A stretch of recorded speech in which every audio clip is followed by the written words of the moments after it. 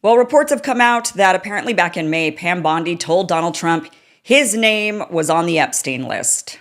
That is a report coming from the Wall Street Journal, and this might explain why we're not getting a single ounce of information regarding the Epstein Files anymore. Suddenly, the Epstein Files don't matter. We should all just forget about it. It's a Democratic hoax.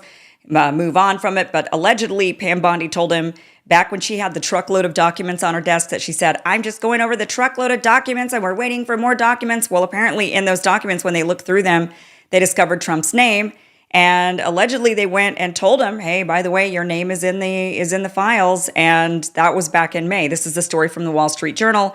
When Justice Department officials reviewed what Attorney General Pam Bondi called a truckload of documents related to Jeffrey Epstein earlier this year, they discovered that Donald Trump's name appeared multiple times, according to senior administration officials.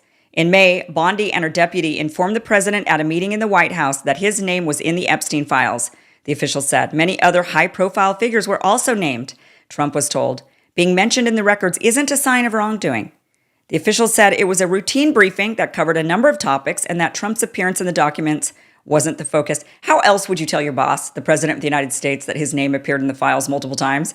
Would you say, sir, we have to tell you something very suspicious and suspect and could be highly inflammatory and highly problematic? Your name's in the Epstein files. Or do you think that you would instead come to him with a bunch of other problems, like bigger problems, and then just kind of drop and say, oh, and by the way, your name did appear a few times in the Epstein files.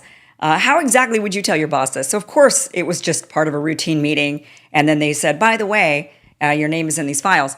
They told the president at the meeting that the files contained what officials felt was unverified hearsay about many people, including Trump, who had socialized with Epstein in the past, some of the officials said.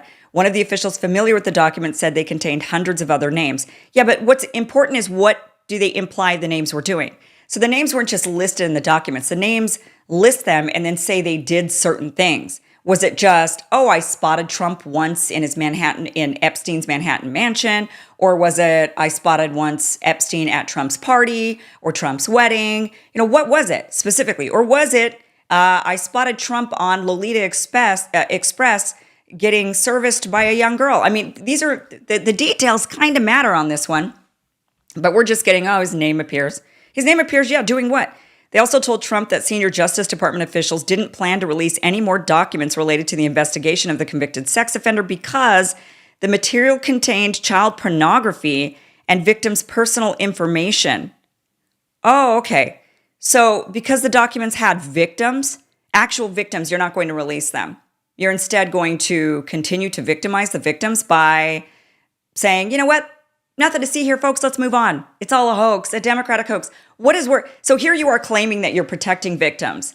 And instead, what you're really doing is you're just re-victimizing them. And really, one of the main victims in this is the American people, because we all know at this point, we all strongly suspect that this was a major blackmail operation against the United States, that every single U.S. citizen is a victim in this situation, that we don't even know the decisions that our leaders are making simply because they're implicated in a blackmail operation. So then Trump said at the meeting he would defer to the Justice Department's decision to not release any further files. Yeah, sounds good to me. Sure. You know what? Your choice. You decide. You don't want to release anymore. My name happens to be in it. Great. I'll defer to you. If you think that's a good idea, then let's go ahead and do that. Meanwhile, what is happening today? This is Todd Blanch. Apparently he is the Deputy Attorney General to Pam Bondi. He is meeting with Ghislaine Maxwell today, or he met with her today. Of course, the meetings, we're not getting really any details about what was said, but the meeting between Deputy Attorney General Todd Blanch and Maxwell is occurring in downtown Tallahassee at the U.S. Attorney's Office. Maxwell was convicted of sex trafficking and other charges and sentenced to 20 years in prison in 2022. She's serving her sentence at a federal prison in Tallahassee. Blanch arrived at the federal courthouse around 9 a.m. Eastern. He shook his head and said no when asked if he had anything to say ahead of the meeting with Maxwell. Maxwell's attorneys, on the other hand, were also seen entering the federal courthouse in Tallahassee, saying, quote, "We're looking forward to a productive day," says her appellate lawyer. So what does that tell you? That tells you that they're not meeting with Ghislaine Maxwell in order to procure names. Let's get names. Let's get some big fish that we can fry. No, they're there to make a deal with her. And what kind of a deal can they make when especially the administration is sitting there saying, nothing to see here, it's all a Democrat hoax? Then Ghislaine Maxwell could say, well, I'm rotting in prison over a Democrat hoax. You guys should get me out. And what is the administration supposed to say at this point? Well, no, we can't get you out because it's not actually a hoax. And you're a convicted sex trafficker of minors. Well, who did you traffic the minors to? Trump? Tell us the names. And if there's an answer, if you're going to assert that she's there because she trafficked children, then she trafficked them to someone, which means we want the files. That's what we're asking for. But if you say it's a Democrat hoax, then you have to let her out. So how far is the administration going to go with this? Are they actually going to let Ghislaine Maxwell out? I mean, do you think they're going to do that? Because I think they are. Or, it'll be interesting to see which way they go with this. Are they going to say, are they going to make a deal with her and they say, look, just give us some names of some dead guys? A lot of people are dead. Just so happens, a lot of people are dead involved in this scheme. So just name the dead guys and we'll let you out. We'll say that we struck a deal, you name names, good enough, and we get you out of there. Or, so they could either do that and she names names. Which names is she going to name? They're probably going to say, name Bill Clinton. Right? He's implicated, so that'll be easy enough to do. Name only Democrats. You name all the Democrats, say that it was all a bunch of Democrats doing these bad things and they try to pin it on us and we'll let you out. Are they going to do that? Or are they going to say, no, this was all a hoax, and in which case they'd have to let her out and she walks free without us still finding out anything? Which way are they going to go with this? Or are they going to say, nope, sorry, you got to rot in prison over a sex trafficking scheme that we claim didn't exist at all? It'll be very, very interesting to see which way they actually go with this. Now, many of you might be wondering why we're not seeing Pam Bondi with Ghislaine Maxwell, after Pam Bondi, after all, did say that she was going to be meeting let me see here, where did she say she was? Well, I don't have the tweet, but Pam Bondi said she was going to be meeting with Ghislaine on her own, right? This is what she'd said originally. The Department of Justice does not shy away from uncomfortable truths nor from the responsibility to pursue justice wherever the facts may lead. The joint statement by the DOJ and FBI on July 6 remains as accurate today as it was when it was written, namely that in the recent thorough review of the files maintained by the FBI in the Epstein case, no evidence was uncovered that could predicate an investigation against uncharged third parties. President Trump has told us to release all credible evidence. If Ghislaine Maxwell has information about anyone who has committed crimes against victims, the FBI and the DOJ will hear what she has to say. Therefore, at the direction of Attorney General Bondi, I have communicated with counsel for Ms. Maxwell to determine whether she would be willing to speak with the prosecutors from the department. I anticipate meeting with Ms. Maxwell in the coming days. Until now, no administration on behalf of the department had inquired about her willingness to meet with the government. That changes now. Like, aren't we the good guys? Nobody else before us even asked if she'd be willing to talk. But now we're going to go and talk with her. What does it matter if you talk to her? You've sat there and said in this tweet, you just stated there's no evidence. So it actually doesn't matter what she says. She could sit there and say, she could start dropping names left and right. She could say, yeah, Trump was there every day, in fact. I mean, she could literally say anything, but without evidence, it actually doesn't matter. And Pam Bondi knows this. She's not a dumb attorney. She knows that. You have to have the evidence. There's no evidence. If it's just Ghislaine Maxwell talking, it's hearsay. And they could especially say, well, it's hearsay because she just wants out. She's sitting there rotting in jail for 20 years. She'll say anything. So this is all just a ruse. It's all fake. It's all a sham. It's just a show. It's a puppet show. Now let's talk about the birthday letter. Can we talk about the birthday letter that the Wall Street Journal also claims Trump wrote? Now, this is not the birthday letter, what you're seeing on the screen, but this is an artistic rendering of what the birthday letter looks like according to the description given by the Wall Street Journal. So the Wall Street Journal said that it was an outline of a naked woman, and the text was inside the silhouette of the naked woman, and that Donald Trump's signature was signed where the pubic hair would be. So this is what it would allegedly look like. And the letter says, this is what, according to the Wall Street Journal, it says inside. Voiceover. I don't know why it starts with voiceover, but that's literally what the written text says. Voiceover. There must be more to life than having everything, the note began. Donald says, yes, there is, but I won't tell you what it is. Jeffrey, nor will I, since I also know what it is. Donald, we have certain things in common, Jeffrey. Jeffrey, yes, we do, come to think of it. Donald, enigmas never age. Have you noticed that? Jeffrey, as a matter of fact, it was clear to me the last time I saw you. Trump, a pal is a wonderful thing. Happy birthday, and may every day be another wonderful secret.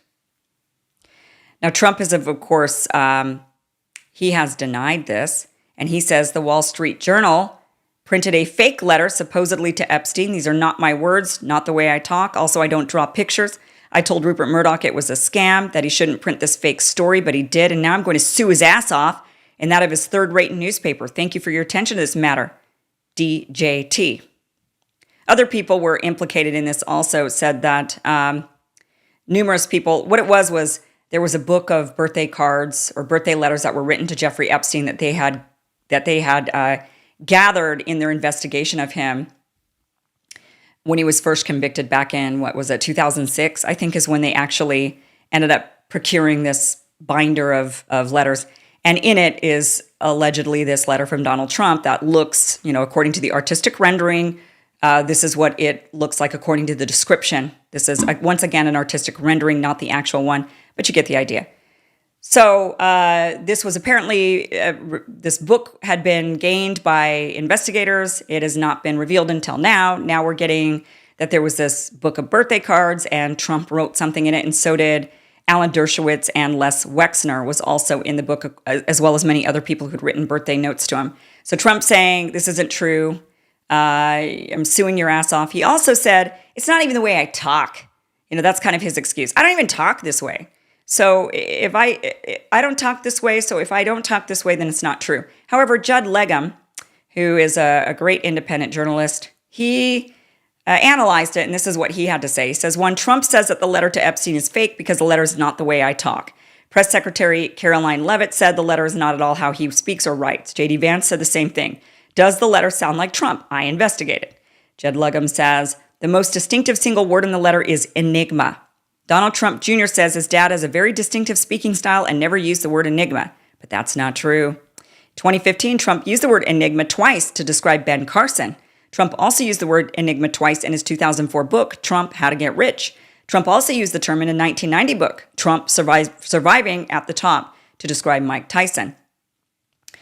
So he uses the word enigma from time to time. 4, the word pal, which appears at the end of the letter to Epstein, is somewhat old-fashioned, but Trump has used pal to describe Steve Witkoff and Las Vegas developer Phil Ruffin.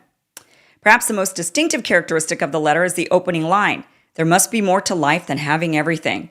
This is a direct quote from Higgledy Piggledy Pop, a classic 1967 book by children's author Maurice Sendak. Would Trump have been familiar? Yes. In 1993, Sendak published We Are All in the Dumps with Jack and Guy. The book was widely covered in the national media because it addressed serious topics like AIDS crisis in the children's book. It also included a direct attack on Trump. The New York Times contacted Trump for comment. Another distinctive feature of the letter is that it creates a fake dialogue between Trump and Epstein in which Trump refers to himself in the third person. Trump is known to both refer to himself in the third person and to narrate fake dialogues. Trump also claimed the letter was fake because it featured a picture drawn by Trump, and I don't draw pictures. Trump has drawn lots of pictures in the same style described in the Wall Street Journal report. For more accountability journalism, sign up for his Substack, which is Popular Info. So Popular Information is Jud Leums. Thank you, Jud, for this thread. So there you go. Gave you a bit of a plug there. And he does great work, so you maybe could look into Popular Info. I don't think we always agree, but, it's always fine not to agree with people. Okay, moving on here. What else with this? Nancy Pelosi. Oh, yes, we must discuss Nancy Pelosi. Nancy Pelosi is now calling for the release of the Epstein Files. She is, and why wouldn't she? And I'll explain, because you might say, well, a lot of Democrats were involved in this. This isn't a against Republicans thing. You're right. It's also Bill Clinton is potentially, he's been, I think, the most implicated, powerful person in the Epstein Files. But Nancy Pelosi says the crimes of Jeffrey Epstein and his enablers shattered countless lives and exposed a vast system of exploitation and violence against women and girls. Today, I'm proud to join as a co-sponsor of the Epstein Files Transparency Act, a vital step toward truth and accountability in the face of unspeakable abuse. With this resolution, we declare unequivocally that violence against women will not be ignored. For years, Epstein's victims, many of them just children when they were abused, have waited for justice, often in silence and pain. They deserve answers, blah, blah, blah, blah, blah. Right, okay, so she's saying, release the files, release the files. I join in on release the files. And again, why wouldn't she? Yeah, I get it that Bill Clinton is implicated, but so what? So what if Bill Clinton goes down? What does that matter? He's already served his 2 terms as president. Who cares? Any of the Democrats that would be implicated in this, they're all washed up, used up Democrats. There's nobody in there that's from the new wave of Democrats that are up and coming and rising. So Democrats don't have an issue releasing and throwing old Democrats under the bus. We watched them do that to Joe Biden. They don't care. They could throw Joe Biden under the bus. He's probably in there too. Who knows, right? Bill Clinton, fine. Who cares about him? Who cares about any of the Democrats that are in there? So I think they're happy to throw any Democrat under the bus. I don't think they care. I think they're like, look, I mean, they're in a position right now as Democrats that they don't have any real leadership. They have no path forward. They don't have anybody to hang their hat on as far as the next wave of, Democrats that are going to rise up and actually take control and whatever. So for them, the field is wide open. And if a bunch of Democrats go collapsing because they're implicated in the Epstein files, fine. That's not going to hurt the Democratic Party at this point. They're already as hurt can possibly be. They'll just rise from the ashes and they'll sit there and say, well, you know what? We just had a corrupt system with corrupt people. Glad we got rid of them. Now let's move on to our new people. By the way, they're also kind of corrupt, but shh, you don't know that. At least they're not in the Epstein files. That's how Democrats are going to play it. So they don't actually care. And so, of course, Nancy Pelosi's out there saying, oh, release the files, release the files, release the files. So Thomas Massie has been one of the only Republicans out there saying, yeah, we need to release these files because he's the only principled member of Congress, it turns out, one of the only few. And Thomas Massie is saying, yeah, we got to release these files. He proposed an amendment, or it was a legislation to release the files. But guess what happened? Speaker Johnson went and recessed Congress early just so that they couldn't actually vote on whether or not to release the Epstein files. I mean, think about how nuts that is right now. That Thomas Massie and a group of bipartisan Congress members got together, drafted up some legislation that would force the release of the Epstein files, and rather than vote on it, Mike Johnson, Speaker of the House, literally recessed Congress early just so they could avoid voting on the Epstein files. This is Republicans who claimed that they were all about releasing the Epstein files and transparency. That's what they claimed that they were all about. But remember, here's Donald Trump saying, what Epstein files? This is all a giant hoax. On Epstein, of the review of the files, Attorney General Pam Bondi. A very quick briefing. Did she tell you, what did she tell you about the review? And specifically, did she tell you at all that your name appeared in the file? No, she's given us just a very quick briefing. And in terms of the credibility of the different things that they've seen, and I would say that, these files were made up by Comey. They were made up by Obama. They were made up by the Biden. We went through years of that with the Russia hoax, with all of the different things that we had to go through. We've gone through years of it, but she's handled it very well, and it's going to be up to her. Whatever she thinks is credible, she should release. Oh, yeah, of course. And then here's Trump also. Remember when he said this? He did work for an intelligence agency. So could you resolve whether or not he did? And also, could you say why there was a minute missing from the jailhouse tape on the night of the set? Yeah, sure. If I Pam, could I just interrupt for 1 second? Are you still talking about Jeffrey Epstein? This guy's been talked about for years. You're asking, we have Texas, we have this, we have all of the things. And are people still talking about this guy, this creep? We have a lot to run on, and you have a lot to run against, given the other party. But I will tell you this, we better be united, we better be strong, we better be focused, we better be articulate. We can't waste our time on Epstein and other stuff that are going on here that some people want us to focus on. I've about had it with all that stuff. We better focus on who we are, what we're doing, where we want to take the country, and what they want to do to the country. Mr. Speaker, God bless you, my friend. I appreciate you very, very much. Yeah, so that is Mark Levin, who is a major Zionist, massive Zionist. And of course, he's sitting there saying, let's move on. We don't need to waste our time with the Epstein files. We don't need to expose the fact that we Zionists have been blackmailing your members of Congress and politicians and powerful people for years and years and years to get what we want, to ensure you remain pro-Israel. We don't need to expose that. You just move along. Nothing to see here. Here's Thomas Massie talking about wanting, this is before Speaker Johnson called for recess, saying, everybody go on vacation now. This is before that, and Thomas Massie has something to say after that, but I want to play this for you first. I was wondering, with the paralysis in the Rules Committee, it seems like they're not going to be meeting again today because of Epstein amendments. Have you chatted with anybody about that at this point? Well, it wouldn't really matter. Their Epstein bill resolution is non-binding, so it's kind of fake. The resolution that I have co-sponsored with Ro Khanna would actually bring up legislation that would be binding on the president. Is your understanding that will ripen the day after lawmakers get back from August recess? Yeah, unfortunately, we have 6 days and we needed 7 days for the discharge petition to ripen before we could bring this up before the August recess. So we'll have to bring it up after the August recess. But the good news is the Speaker has no interest in keeping us here one extra day. Yeah, certainly doesn't. So, I mean, what is he going to do in August when they come back? That is a good question. But here's Ro Khanna talking about it, saying we've got the votes. So Thomas Massie is saying tonight that if the House closes up for the summer without this vote, it's just going to get worse in September. What is the state of play in this breaking news situation right now tonight on your discharge petition? Well, more and more Republicans are joining the call for a discharge petition, but the Speaker is not willing to have a vote.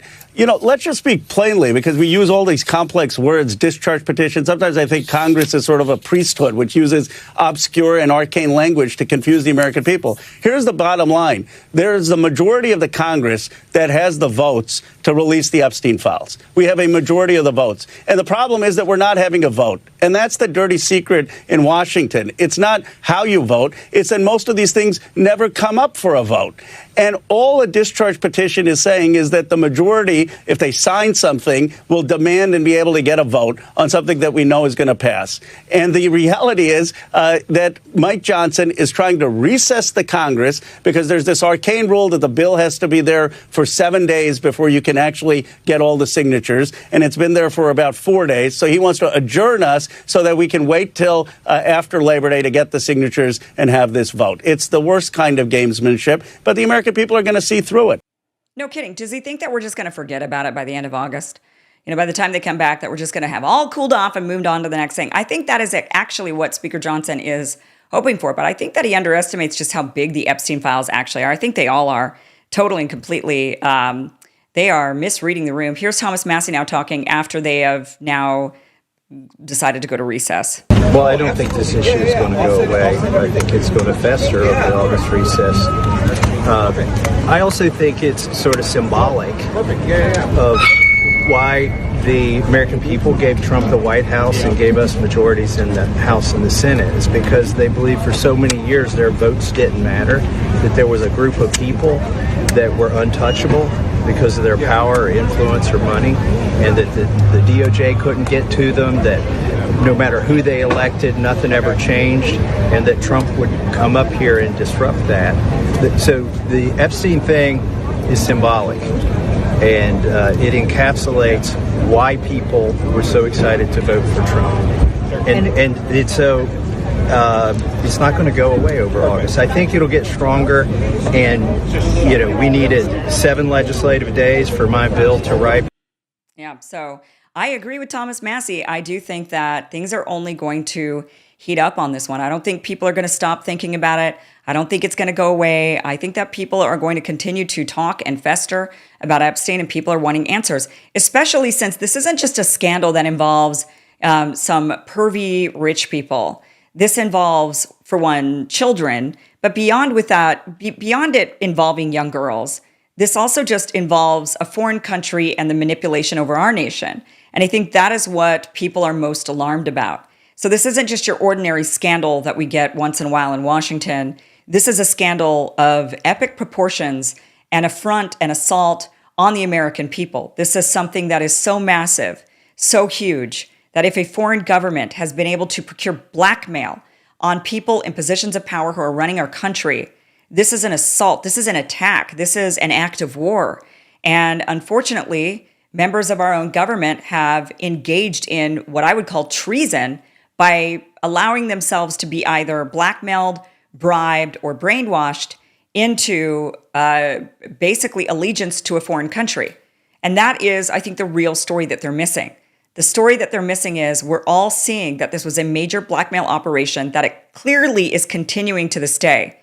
That if it were something in the past, done and gone, they would be releasing the files. They would say, yep, look at all these compromised politicians. Glad those days are over. Now we're moving on to a transparent, non-corrupt, drain the swamp government. But instead, it's very clear to us that our government is still somehow on the take. Whether they're being blackmailed or brainwashed or bribed or a combination of all three, it is still very clear to us that that is happening. And that is not acceptable to the American people, it turns out. Make America great again is not make Israel great again. And it's really clear that's where we're at. And it's really clear that it's because members of our powerful elite have been compromised. And that is what we want to find out. Who exactly was compromised? How many American presidents? How many people were put in positions of power? Are they even able to do that? Would it prove that? Would it prove that they're able to just decide who gains positions of power in this country? Because it feels like that, doesn't it?